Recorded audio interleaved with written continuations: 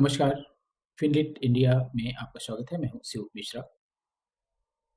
सफलता के 100 सूत्र यानी 100 ways of getting success in life की एक वीडियो सीरीज लेकर मैं आपके पास हाजिर हूँ। ये एपिसोड नंबर 2 है और आगे चलने के पहले हम लोग ये देखते हैं कि एपिसोड 1 में हम लोगों ने क्या देखा, क्या समझा।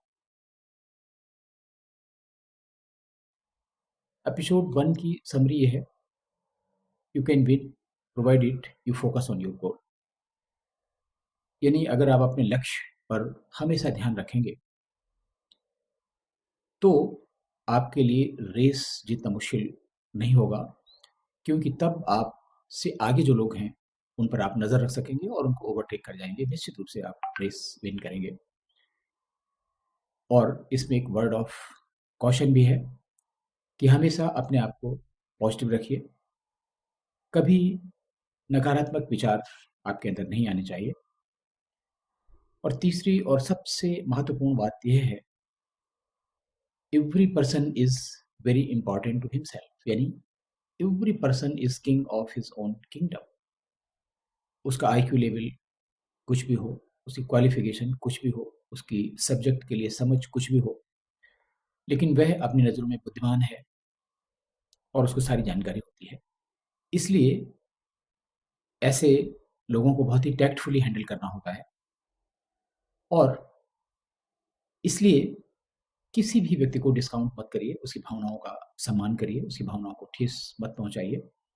और जो लक्ष्य आपने निर्धारित किया है, उस लक्ष्य में जो उसका हिस्सा है उसको स्विफ्टली समझाइए, कन्विंस करिए और इस तरह से अपने प्रोजेक्ट को आगे बढ़ाइए, अपने लक्ष्य प्राप्त करने की दिशा में आगे बढ़िए। तो ये थी समरी एपिसोड 1 की। अब हम लोग बढ़ते हैं एपिसोड 2 की तरफ।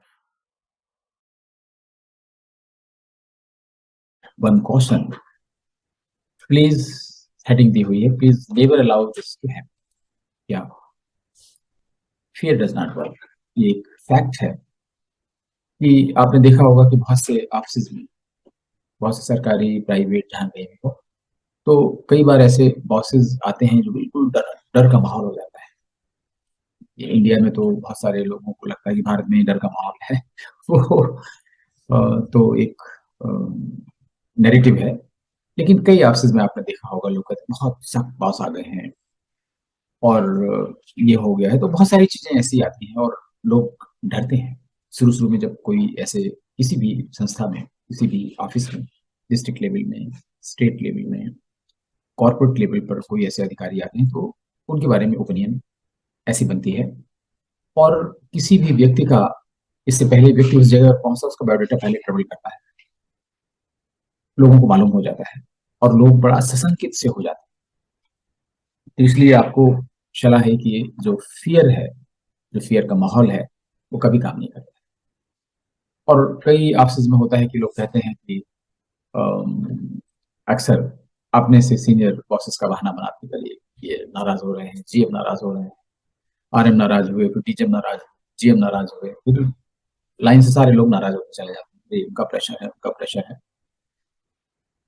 इससे काम नहीं होता है। आपको ये चीज एक्सप्लेन करनी होगी, why this work is important and that too within that time. तो अगर ये रीजन कन्विंसिंग है, लोग कन्विंस होंगे, तो काम तो हो जाएगा आपका। लेकिन हर बार आप, अगर कोई पैरियोडिक काम होना है और हर बार यही फॉर्मूला अप्लाई करेंगे, बॉस नाराज हो रहे हैं और चीफ मिनिस्टर के यहाँ भेजना है और प्राइम मिनिस्टर के यहाँ रिप्लाई, पार्लियामेंट का सवाल है, इसका आंसर जाना है, ये सब चीजें काम नहीं करेंगी। तो इसलिए आपको सिर्फ कितने समय में उस काम को किया जाना है, इसकी इंपॉर्टेंस एक्सप्लेन करनी है लोगों को। और वैसे भी डर बना के काम कराना is the crudest and the worst method. Corporate world में इसे बहुत अच्छा नहीं माना जाता है। वाई? इसलिए क्योंकि जब आप डर का माहौल बनाते हैं तो इसमें क्या होता है कि जो कर्मचारी है वो डरता तो है, इसमें तो कोई दो राय नहीं। फिर वो ये सोचता है कि जहां तक उसकी पोजीशन खराब ना हो, उसे किसी भी अनप्लीजेंट सिचुएशन का सामना ना करना पड़े, वहां तक वो काम करेगा। उसके बाद ज्यादा क्यों करे। अगर किसी पर्टिकुलर सीमा तक काम करने से वो डांट डपट से बच जाता है, कहा सुनी से बच जाता है, तो उसके आगे वो काम नहीं करेगा। क्यों? क्योंकि ये जो नाराजगी का, जो डर का जो माहौल बनाया है, वही बेंचमार्क है। जहां तक डर काम करता है वहां तक वो आदमी काम करेगा, इसके आगे काम नहीं करेगा। और इसलिए डर के माहौल की बजाय लोगों की ओपिनियन समझिए। अगर कहीं काम अच्छा नहीं भी हो रहा है तो ये समझने की कोशिश की जाए कि काम अच्छा क्यों नहीं हो रहा है। और सभी कर्मचारियों को, all employees should be allowed to express their opinion freely and fearlessly. तो तभी जो लूप होल्स होंगे, जो बैकड्रॉप्स होंगे, तभी सामने आएंगे। अन्यथा ऐसी चीजें जिनका जिनको जानना बहुत जरूरी है आपके लिए, वो शायद आपके सामने कभी नहीं आ पाएंगे। एंड जो डर होता है वो नए आइडिया, इनोवेटिव आइडिया को बिल्कुल जन्म से ही मार देता है। उस आदमी के दिमाग में अगर आइडिया आएगा भी तो वो कहेगा हमसे क्या रहा, मेरा काम तो हो गया, इससे आगे हमें नहीं करना है।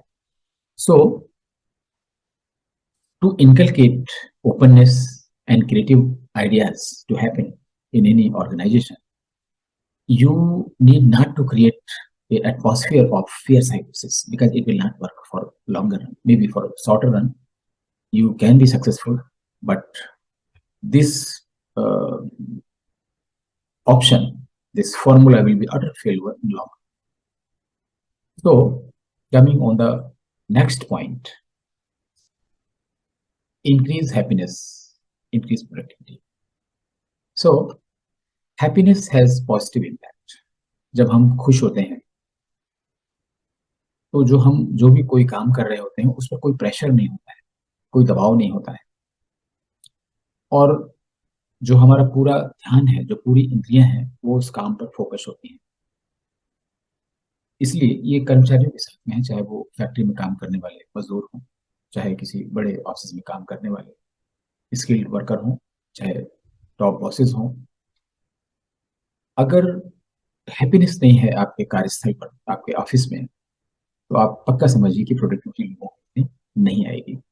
सो happiness is one criteria. It acts as a catalyst, एक उत्प्रेरक की भूमिका निभाता है आपके जो प्रोडक्टिविटी है उसके लिए। तो इसलिए हम कह सकते हैं कि जो खुशहाली है, जो खुशनुमा वातावरण है आपके ऑफिस का, ये एक बहुत ही पॉजिटिव इम्पैक्ट देता है आपकी कार्य संस्कृति पर, आपके वर्क कल्चर पर। और इस वर्क कल्चर जब अच्छा होगा जहाँ का, तो वहाँ प्रोडक्टिविटी भी अच्छी होगी।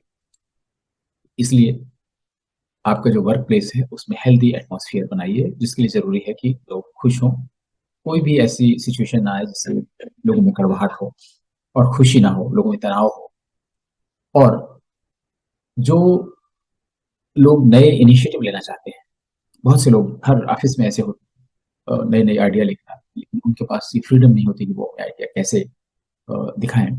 तो एक तो ये फ्रीडम होनी चाहिए आइडिया लाने के लिए, कि जो आइडिया ला रहे हैं उनके पास फ्रीडम हो, तभी वो और ज़्यादा से ज़्यादा आइडिया लेंगे। और उनमें कोई आइडिया अगर ऐसा क्लिक करेगा कि आपकी जो प्रोडक्टिविटी है वो उसको बहुत इंप्रूव कर देगा।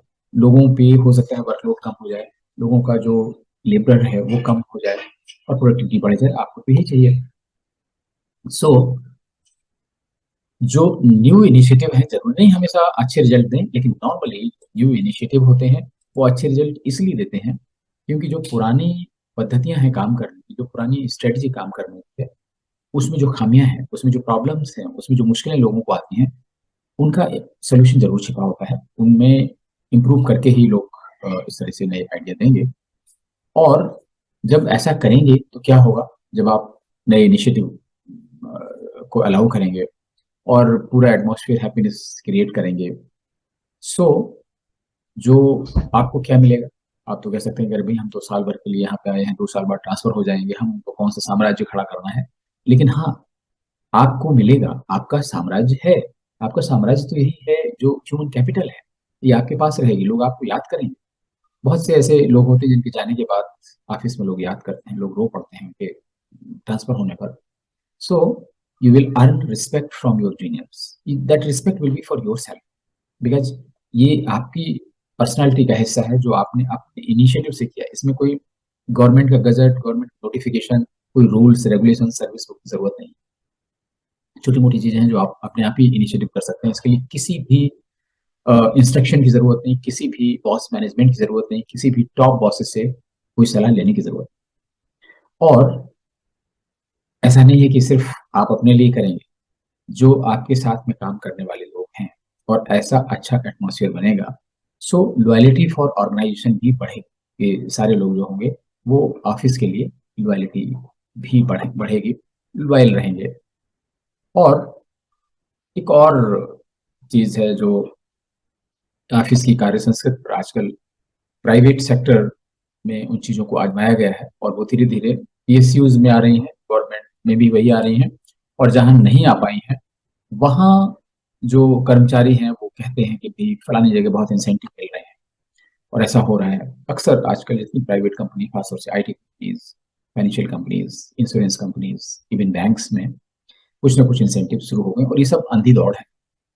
इनसे कितना फायदा होता है इस पर जब कभी स्टडी की जाएगी तो ये जरूर पता चलेगा कि जिस मात्रा में इंसेंटिव का उपयोग किया जा रहा है, उसकी प्रोपोर्शनेट, उसके समानुपात में इसका फायदा नहीं मिल रहा है। क्यों नहीं मिल रहा है? ये दिया है, incentive is not the everything.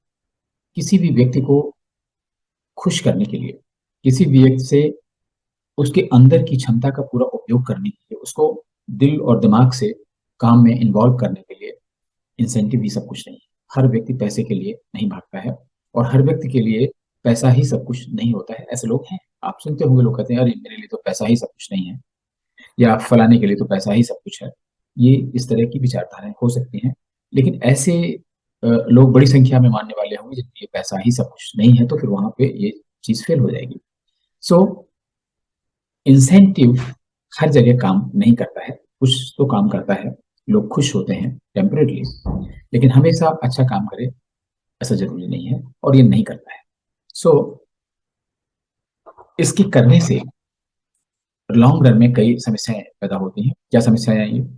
आप सारे एम्प्लॉय को तो दे नहीं सकते इंसेंटिव। इंसेंटिव के लिए कोई ना कोई फार्मूला बनाएंगे, जो सबसे अच्छा काम करेगा, जो बेस्ट एम्प्लॉय होगा, जिसने इतना अच्छा बिजनेस किया होगा, जिसका टर्नओवर बहुत ज्यादा होगा। लेकिन ये कैसे डिसाइड हो? क्वालिटी बिजनेस, सब स्टैंडर्ड बिजनेस, वॉल्यूम बिजनेस का, और बहुत सारी चीजें होंगी, ऑनेस्टी, इंटीग्रिटी एम्प्लॉयज की। तो इस तरीके से डिस्प्यूट हो जाएगा एम्प्लॉयज में, जिसको मिलेगा उसके लिए तमाम क्वेश्चन लोग करेंगे। बहुत से ऐसे एम्प्लॉय होंगे जो अच्छा काम करते हैं, लेकिन जो डाटा की रेस है, जो डाटा हंग्री ऑर्गेनाइजेशन है, उनकी रेस में वो अच्छे काम करने वाले लोग पिछड़ जाएंगे, और ऐसे उनको कभी भी इंसेंटिव नहीं मिल पाएगा। तो फिर आपको इंसेंटिव बांटने से क्या फायदा है? कि एक तरफ से थोड़ा सा फायदा हो रहा है, लेकिन आपको लार्जर वे में नुकसान हो रहा है, और लॉन्गर रन में संस्था को भी नुकसान हो रहा है। सो बहुत सारे इसकी समस्याएं आएंगी। और इसके अलावा ये इंसेंटिव शो करता है कि कहीं ना कहीं जो लीडरशिप है उसमें कुछ ना कुछ समस्याएं हैं। और लीडरशिप हर चीज को पैसे से तोलना चाहता है, कि पैसा देंगे, पैसा फेंको, काम कराइए। अक्सर लोग बातों बातों में ये चीज बता देते हैं। सो ये अंडरलाइन करता है कि लीडरशिप में कहीं ना कहीं कोई समस्या है। अगर कुछ लोग देखा देखी कर देते हैं कि फलानी संस्था में हो रहा तो हम भी कर दें, ये भी उचित नहीं है। और इंसेंटिव अच्छी लीडरशिप रोल को कभी भी रिप्लेस नहीं कर सकते। और जो एम्प्लॉइज हैं, काम करने वाले आपके वर्कफोर्स हैं, उनके लिए जो एक सुपर विजन का सिस्टम है, और उनसे जो काम के लिए फॉलो किया जाना है, उनके काम की जो मॉनिटरिंग की जानी है, जो क्वालिटी टेस्टिंग की जानी है, उसकी जगह भी कोई नहीं ले सकता। उसका कोई सब्स्टिट्यूट नहीं है। और ये इंसेंटिव, फाइनेंशियल और kind, cash, what, this can not work. So we need to be very, very clear that incentive is not the solution for all the problems. Now, ये सभी के लिए है। You can make a difference. आप कल्पना करिए कि आप किसी ऑफिस में बॉस हैं, या एक ऑफिस में एक से अधिक बॉस हो सकते हैं। आपके साथ में कोई टीम है, और वो टीम अपने बॉस को देखेगी कि भाई बॉस कैसे हैं, बहुत बॉस के बारे में बहुत सारी भ्रांतियां आपस में डिस्कस होती हैं। बॉस ऑलवेज राइट, लोग मान के चलते हैं कि बॉस किसी की बात सुनेंगे। सो क्या होता है कि बॉस या जो आपके ऊपर का पर्सन है, he is always monitored by the subordinates. हमेशा उनके फोकस में रहेगा। कोई भी व्यक्ति जो पहुंचता है किसी ऑफिस में, तो आप समझिए कुछ दिन तक तो उसकी पूरी निगरानी होती रहती है उसके स्टाफ से। So very closely. और जो क्वालिटी है बॉस की, जो अच्छे गुण हैं, अच्छी प्रॉपर्टीज है, रिमार्केबल चीजें हैं, मैटर करती हैं। उनमें क्या हो सकता है कि बॉस कैसे बात करते हैं, कैसे चलते हैं, उनका वे ऑफ एक्सप्रेशन क्या है, कैसे कपड़े पहनते हैं, लोगों से कैसे संवाद करते हैं, लोगों की सुनते हैं नहीं सुनते हैं, बहुत सारी चीजें, सब कुछ मैटर करता है आपका। और जो भी अच्छी चीजें हैं, पॉजिटिव चीजें हैं, वो सभी को इम्प्रेस करेंगे। खराब चीजें हैं उनसे आदमी हर्ट फील करेगा। लेकिन सबसे इंपॉर्टेंट चीज है बॉस की पंक्चुअलिटी। कई सरकारी विभागों में होता है कि जो सीनियर मोस्ट पर्सन है, बॉस है, वो बहुत लेट आते हैं और उनको ऐसा लगता है मतलब ही नहीं अपने ऑफिस से कौन कब आता है। सही अर्थों में उनको पता भी नहीं होता कि कौन कब आ रहा है। सो ये अच्छी चीज नहीं है। अगर आप पंक्चुअल नहीं है तो आप अपने नीचे काम करने वाले लोगों से ये अपेक्षा नहीं कर सकते कि वो समय से ऑफिस में आएंगे। आप अगर जल्दी ऑफिस से चले जाते हैं तो फिर आप दूसरों को कैसे रोक सकते हैं। तो एक अच्छा वर्क कल्चर बनाने के लिए जो पंक्चुअलिटी और डिसिप्लिन है बहुत जरूरी है ऑफिस के लिए। और इन सब कामों में as a senior, as a boss, आपको अपने आप को उदाहरण के रूप में प्रस्तुत करना होगा। और फिर कोई अंगुली नहीं उठा पाएगा। अदरवाइज कल गुस्सा भी है, अरे बॉस भी तो जल्दी चले जाते हैं, बॉस जल्दी चले जाते हैं, देर से आते हैं, और क्या है अपना काम करने के लिए बॉस में चले गए। ये बहुत सारी ऐसी चीजें आती हैं। तो इस पे हमें देखना होगा। और अगर कहा जाए कि जो आपके सबॉर्डिनेट्स हैं, बिना पढ़ाए हुए, बिना सिखाए हुए भी आपसे बहुत कुछ सीखते रहते हैं, ये बड़ी बात है। और कितनी अच्छी ट्रेनिंग है जो आप एग्जिबिट कर रहे हैं, आप डिमॉन्स्ट्रेट कर रहे हैं, और स्टाफ उसको ऑटोमेटिकली स्वीकार कर रहा है, उसको लर्न कर रहा है। सो देन और भी जो गुण अच्छे होने चाहिए as a boss, we have like a guardian. जैसे घर में होता है कोई गार्जियन है आपका, तो हमेशा आपके वेलफेयर के लिए सोचता है। और जो जिसके गार्जियन होते हैं वो समझता है कि भाई मेरा टेक केयर करे, मेरा गलत नहीं कर सकता है। जब आपके स्टाफ को, आपके अंडर में काम करने वाले लोगों को, आप सबॉर्डिनेट्स को ये विश्वास हो जाएगा तो भाई बॉस इज माई गार्जियन, तो कोई समस्या ही नहीं। ना तो काम की समस्या, कब काम है, ज्यादा है, कैसे है, क्या होना है, ये सब बड़े आराम से होता रहेगा। सो करना क्या आपको है, take good care of your staff. और इसके लिए ऐसा नहीं है कि आपको बिल्कुल उनकी देखभाल में पूरा अपना समय लगा देना है। आपकी बातों से, आपके व्यवहार से, और आपकी जो कार्य संस्कृति है उससे लोगों को पता चल जाता है कि आप एज ए गार्जियन काम कर रहे हैं कि नहीं कर रहे हैं। हर एक से हर एक के लिए कुछ ना कुछ आपको गार्जियन के रूप में करते रहना भी जरूरी नहीं है। ये एग्जाम्पल होते हैं, जैसे आप उनके लिए जागरूक हैं, किसी की तबीयत खराब हो गई, कोई बीमार है, हॉस्पिटलाइज है, तो आप कभी देखने जा सकते हैं। और अगर कोई छोटी छोटी बीमारी के बाद वापस आया है तो आप उसको बुला के ही सही, या उसकी सीट पर जाकर उसका हालचाल ले सकते हैं।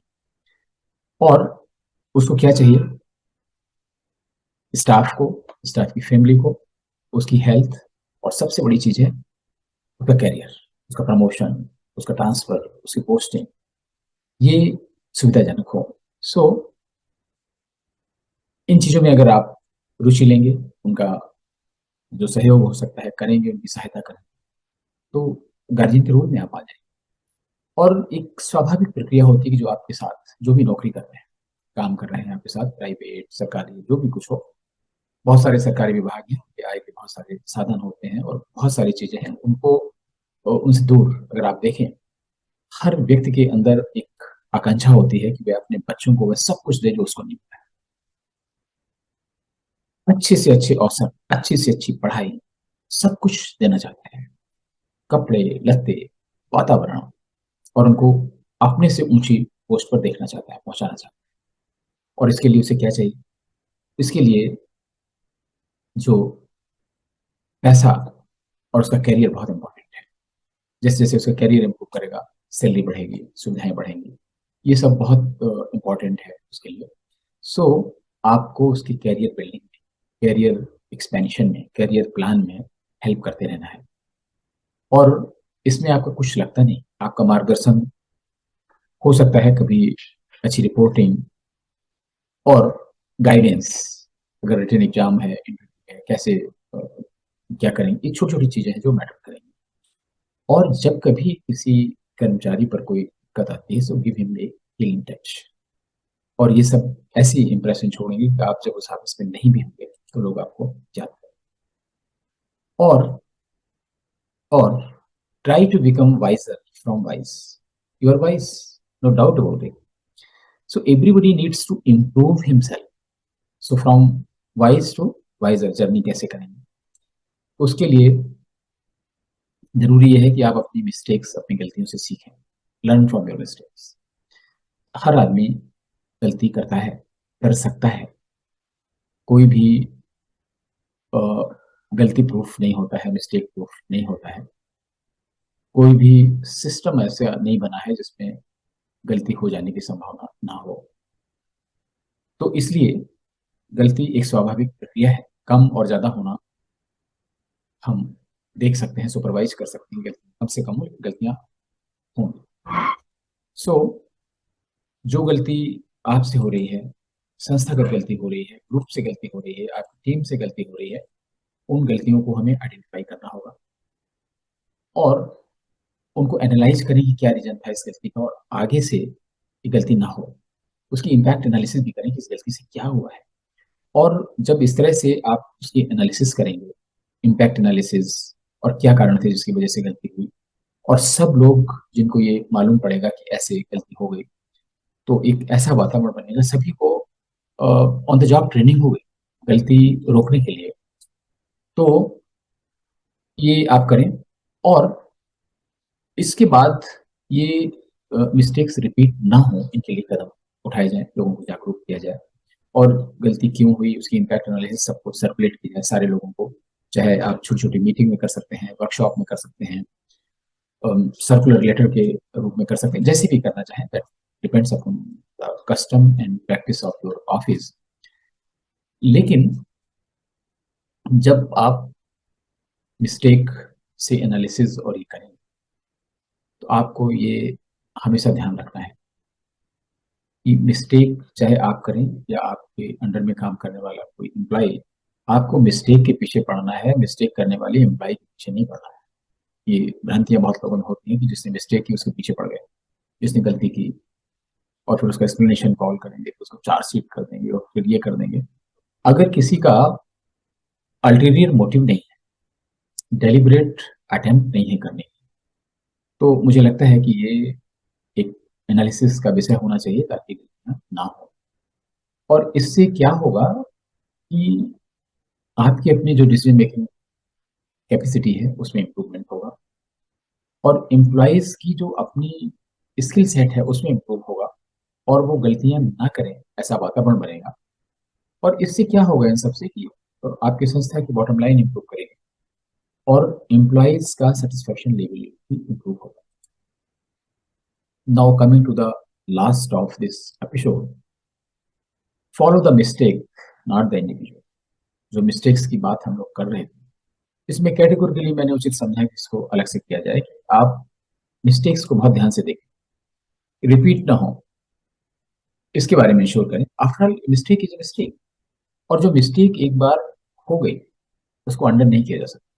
उससे चाहे जितना नुकसान हुआ हो, आप हो सकता है फाइनेंशियल नुकसान अगर है उसकी कानूनी कार्रवाई और उससे रिकवरी करते हैं, लेकिन जो मिस्टेक है, जिस कारण मिस्टेक हुई और जैसे हुई, उसको अंडर नहीं कर सकते। You can not edit that mistake, नहीं भाई ऐसी नहीं होती मिस्टेक, थोड़ा कम हो जाती, ऐसे हो जाती, ऐसा नहीं हो सकता। So mistake is mistake. Now whatever is happened is happened. So जो इसका अच्छा सोल्यूशन यही है कि हम फोकस करें रीजन्स पे, और इस चीज पर कि इसका रिकरेंस ना हो, इसकी पुनरावृत्ति ना हो, लोगों में जागरूकता बढ़े, लोगों में अगर स्किल सेट की कमी है तो स्किल सेट किया जाए। सिक्स सिग्मा टाइप की बहुत सारी ऐसी प्रोडक्टिविटी टूल्स हैं जिनको हम इम्प्लीमेंट कर सकते हैं, क्वालिटी सर्कल बना सकते हैं, जो भी बहुत सारी ऐसी इनोवेटिव चीजें हैं और जो एडिशनल चीजें हैं जिसमें आप एम्प्लॉय एंगेजमेंट भी कर सकते हैं, उनको सोच सकते हैं। लेकिन किसी इंडिविजुअल के पीछे, किसी कर्मचारी के पीछे ना पड़े, नहीं गलती हुई तो इसको तो एक्सप्लेनेशन, चार्जशीट। और इसमें ब्रेन स्टॉर्मिंग करें, अवेयरनेस सेशन करें, लोगों का स्किल सेट इंप्रूव होगा, आगे से गलतियां नहीं होंगी, और this will improve working of your office and improve the bottom line also. अगले एपिसोड 2 में फिर आपसे मुलाकात होगी कुछ नए पॉइंट के साथ। तब तक के लिए आज्ञा दीजिए, नमस्कार।